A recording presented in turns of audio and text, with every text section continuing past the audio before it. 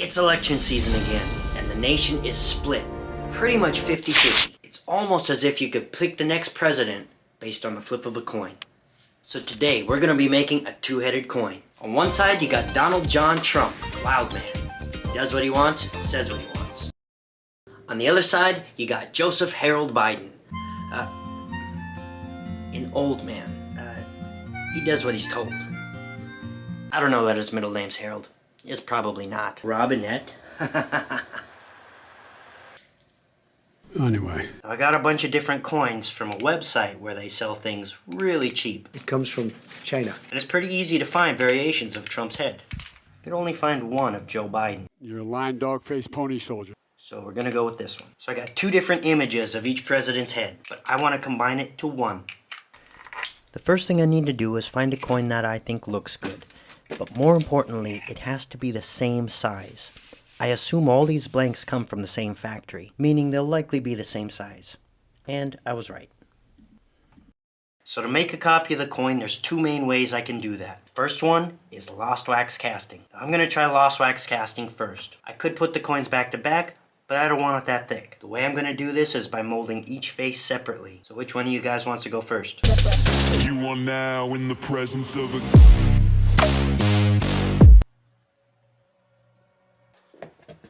I'm gonna try a two-part mold, and the first thing I have to do is get some clay ready to embed the coin.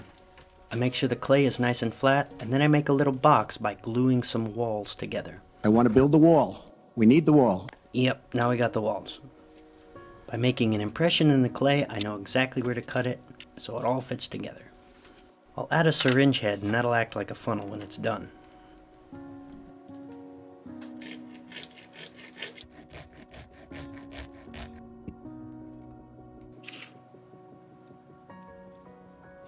The edges between the box and the clay will need to be sealed so the silicone doesn't leak through, and I do that by simply adding more clay.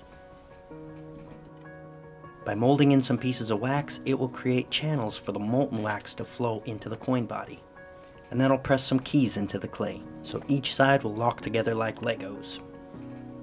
For rubber, I like to use tin silicone. I find it a lot easier to work with than platinum silicone or latex.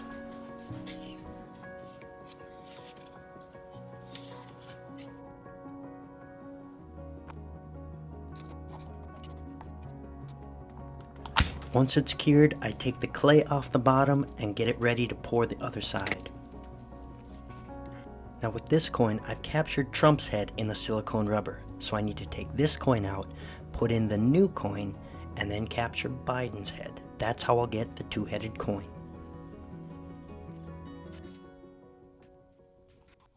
Oh no. Oh, no.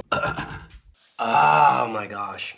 As I was pouring the rubber, I realized I didn't add the mold release. But every once in a while, I make a mistake. Had I just sprayed this on, it would have been a beautiful two-part mold. Now, as that thing cures, it's going to fuse together into a solid block. Silicone rubber bonds perfectly to itself. So the only way that thing is going to be saved is if I turn it into a cup mold, which I can do, but it's not what I wanted.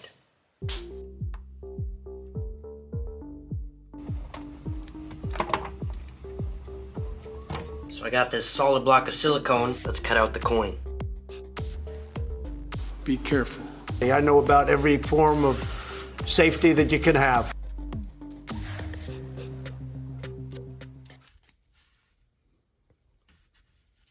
Ouch. Well, I hope he wasn't hurt. You got to be careful about that because you don't want that. Go home to mommy. After recovering from my wounds, I went back to cutting the mold, and I realized this method is actually working pretty well.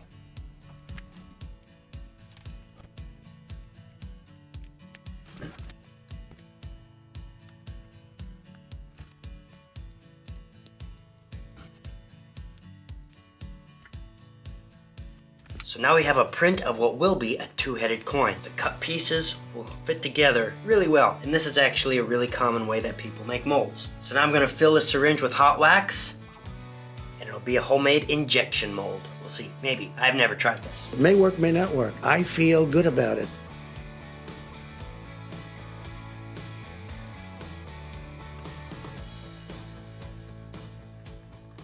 Alright, while that cools, let's take our coins and try a second way to make a two-headed coin. So I'm going to take the coins and try sand casting. Now I've got an idea how to try this with sand casting. Whether it works or not, we'll see. Let's see if it works. It might and it might not.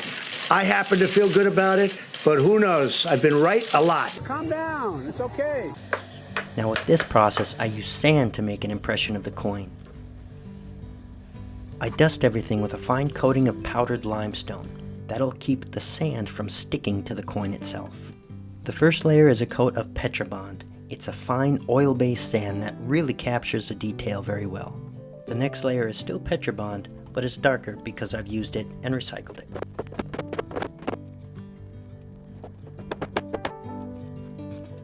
These coins have a lot of weight to them, so they kind of fell out when I flipped it over.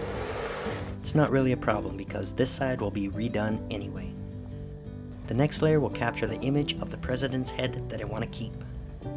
And the process for this side is exactly the same as the first.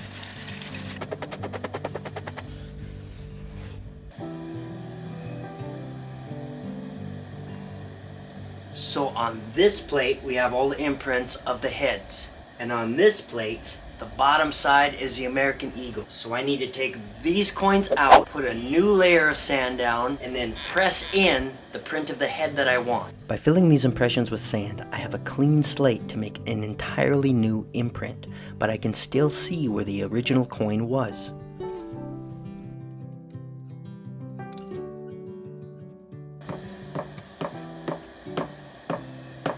I try to push the coin in deep enough so I get a good strong imprint, but not too deep to make the coin look thicker than it should be.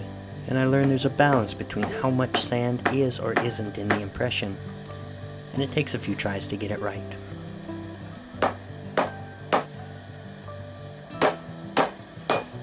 I'll blow out any loose sand, and then I carve the gates and runners for the metal to flow into the void. Once all that's done, it's time to put the pieces back together, and then it's time to start melting metal.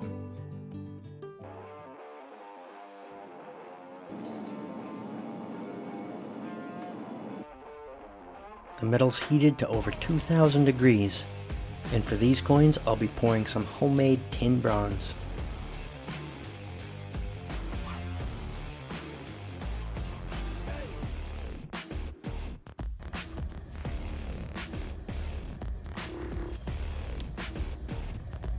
Four out of 5. Not bad.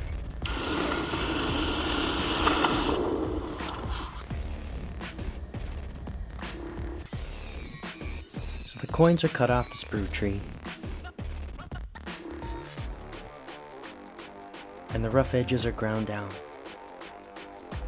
While these are being cleaned up, we're going to go back and check on how the wax coins are doing. So I've made several different types of molds. Some are 2-part molds, some are cup molds made out of cups, and they've been working pretty well. This has probably been the best one so far. For that one, I filled half the cup with clay and embedded a coin in it. Then I filled the half with silicone, cut the cup and removed everything. Then I took the clay away, removed the coin, replaced the coin, put it all back in a new cup, filled the other side with silicone, and then cut the mold open. Some bubbles got trapped and that leaves a print on the wax.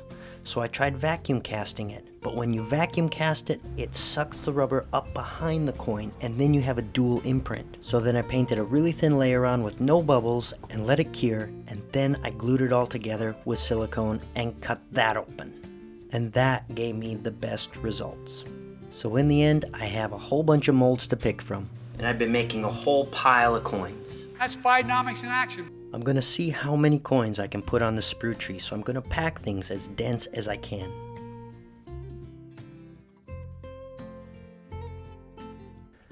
Some of the coins have some venting that I need to cut away, but I'm gonna do my best to blend it together, so as I cut it away, I'm gonna match the profile of the coin, and then I'm gonna try to carve in some of the ridging on the coin.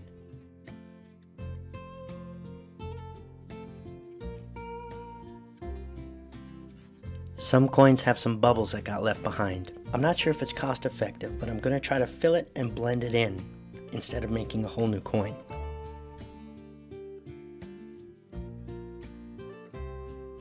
I think it might be a little more effort than it's worth though, but I do my best to make it look as perfect as I can. I don't know what I ever expected it to be.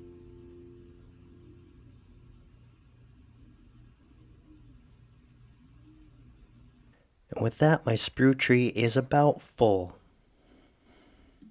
So my injection mold idea didn't really work as well as I had hoped. The wax makes it really sticky, you have to heat it up, and honestly, it seems to turn out better if I just pour it in directly. But molding the tip of the syringe still makes for a good funnel. So I've got a whole bunch of coins sprued up here. We'll get it invested and then cast it. So I'll use this perforated flask, which when I put it in my vacuum chamber, it will allow all the air to be drawn out through the sides and the bottom, so there'll be no bubbles left in the coins, in theory. I wrap the flask in painter's tape so nothing will leak out. It's one of many ways to do this. The investment and the water are weighed out based on the volume of the flask. For this flask, I need 7 pounds of investment powder and 43 ounces of water. Once it's mixed up, I put it in the vacuum chamber to suck out all the air bubbles. Putting it in the vacuum chamber really makes a big difference.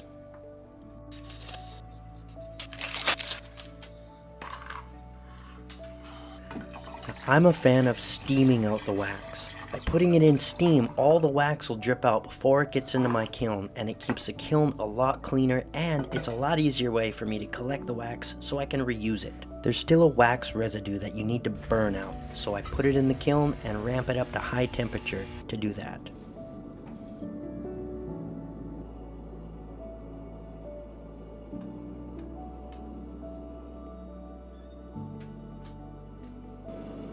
I pull the flask out at about 1100 degrees and put it in my vacuum chamber. I use 100% silicone caulk to make the seal. I find it works pretty well. Every time I've used a sheet of high temperature silicone, it just burns up and becomes worthless. Silicone caulk is just easier for me.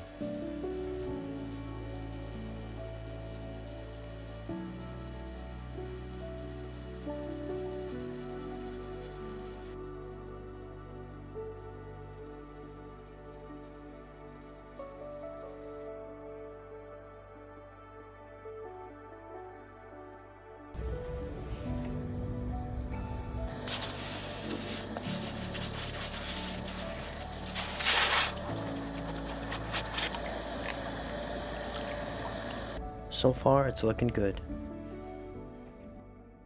Now, normally, I'll sandblast all the investment off, but these coins have a lot of very subtle detail, and the sandblasting can be abrasive. I don't want to scrub off the detail, so I got this ultrasonic cleaner, and I'm going to give it its first test run. Being this is the first time I've ever used one of these machines, I'm not really sure what to expect, but I'm really hoping that it takes off the investment and leaves a nice clean coin in the end.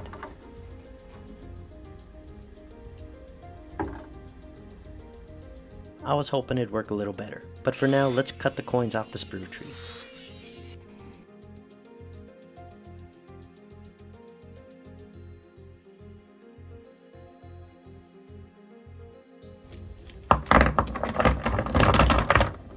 Bidenomics is working. It is a disaster. Some of the coins just need to be cleaned the old-fashioned way. No problem. So we got our sand-casted coins and our lost wax coins. Both of them look pretty good, but you can definitely tell the lost wax coins are higher quality. Next thing I'm going to do is polish them up and we'll be done. The point where the metal entered needs to be ground down on each coin. This sanding wheel does a pretty fast job, but there's still a little bit of hand filing that I need to do.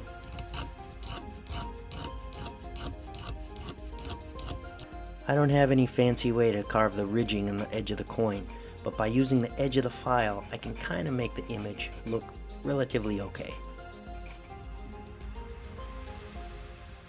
The last step is to polish the coin. Now there's a little bit of an oxidation layer on this, so I'm going to use a wire brush to kind of cut through that and get to the bare clean metal. This brass wheel is relatively gentle, but it works really well. I used some polishing wax and a felt tip wheel to give it just a little bit more shine.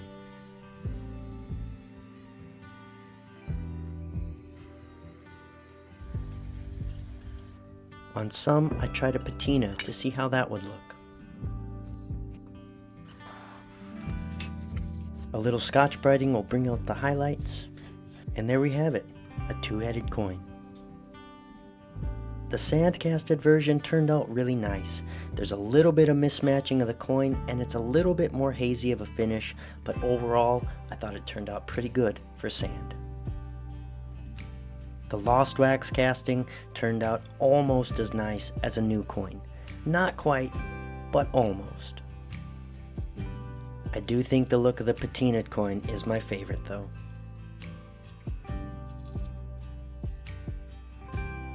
You can see with a stamped coin, it's just a much higher quality finish. I can't reproduce that with casting. Alright, it's time for the moment you've all been waiting for. The true poll. Who's gonna win the election?